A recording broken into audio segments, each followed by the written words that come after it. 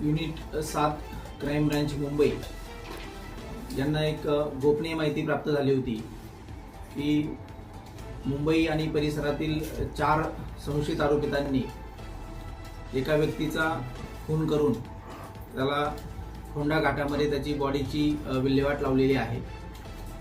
त्या अनुषंगानं युनिट 7चे प्रभारी आत्माराम सावंत, API शेलार आणि त्यांच्या टीमनी हे जे 4 संशयित आरोपी आहेत यांना काल दुपारी वेगवेगळ्या ठिकाणाहून ताब्यात घेतल्यानंतर त्यांच्याकडे सखोल चौकशी करण्यात आली आणि त्यांनी केलेल्या चौकशीमध्ये त्यांनी हा सदर प्रकार केल्याचं तपासामध्ये निष्पन्न झालेलं आहे। एकंदरीत सदरची घटना ही 29 डिसेंबर 2021 या वेळी घडलेली आहे। एकंदरीत जो घटनाक्रम आहे तो त्यांनी 29/12/2021 रोजी हे संशयित एकूण 6 आरोपी आणि मयत हे सर्वजण मिळून सिंधुदुर्ग येथील एका हॉटेलमध्ये एकत्र आल्यानंतर त्या ठिकाणी त्यांनी सर्व त्यांचे जेवण केल्यानंतर त्यांचा जो काही वैयक्तिक काही आर्थिक वाद होते त्या आर्थिक वादातून जो मयत आहे त्याला त्या ठिकाणी बोलवण्यात आलेलं होतं। त्याला त्या ठिकाणी त्यांनी मारहाण केली। मारहाण केल्यानंतर त्याचा मृतदेह लपवण्याच्या दृष्टीनं किंवा त्याची विल्हेवाट लावण्याच्या दृष्टीनं सदर मृतदेह हा फोंडा घाट या ठिकाणी त्यांची जी काही वापरात असलेली इनोवा गाडीमध्ये घेऊन गेले आणि तो मृतदेह त्या फोंडा घाटामध्ये फेकून दिलेला आहे आणि त्यासोबतच त्याची जी 2 व्हीलर आहे ती सुद्धा ती घाटामध्ये त्यांनी फेकून दिलेली आहे। त्यासोबत त्याचं जे असणारं इतर साहित्य, मोबाईल हे सुद्धा त्या घाटामध्ये फेकून देण्यात आले।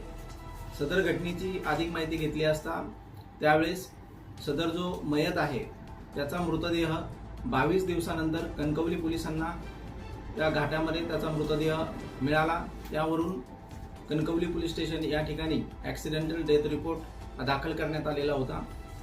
एडीआरच्या चौकशांती त्यांनी 29/12/2022 रोजी ॲक्सिडेंटचा गुन्हा 279-304 अन्वये दाखल करण्यात आला व त्याचं दोषारोपपत्र माननीय न्यायालयामध्ये दाखल करण्यात आलेलं होतं। एकंदरीत सदर जो प्रकार आहे यामध्ये आतापर्यंत केलेल्या चौकशीमध्ये असं निष्पन्न होत आहे की हे जे एकूण 4 आरोपी आहेत जे ताब्यात घेण्यात आलेले आहेत, संबंधित जी माहिती आहे ती सिंधुदुर्ग पोलिसांना कळवण्यात आलेली आहे। त्यांची टीमला हे जे 4 आरोपी आहेत ते ताब्यात देण्यात येणार आहेत। एकंदरीत त्यांनी सदर जो मृतदेह आहे आणि सदर हा जो प्रकार केलेला आहे हा ॲक्सिडेंट आहे असं भासवण्याचा प्रयत्न केलेला आहे, परंतु आतापर्यंत केलेल्या तपासामध्ये एकूण 6 आरोपींनी मिळून तो जो मृतक आहे अशफाक मुलानी उर्फ निहाल याचा खून केल्याचं तपासामध्ये निष्पन्न झालेलं आहे।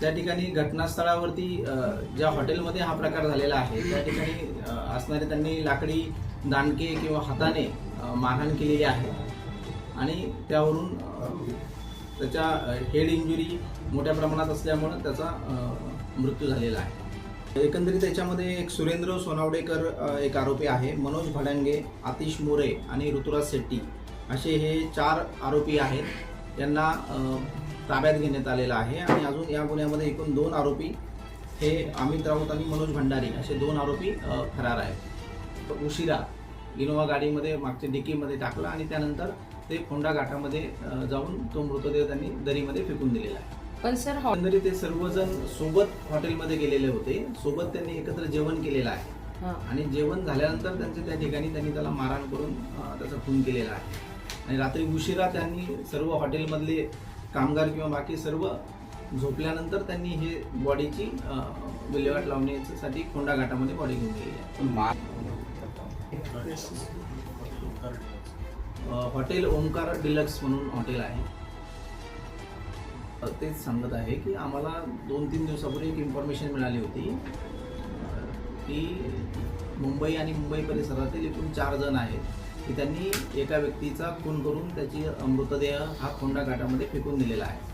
युनिट 7च्या टीमनी तपास सुरू केला, चौकशी सुरू केली आणि या चौकशीमध्ये ते चारही जे संशयित आहेत त्यांना ताब्यात घेतल्यानंतर तपासामध्ये ह्या सर्व बाबी निष्पन्न झालेल्या आहेत.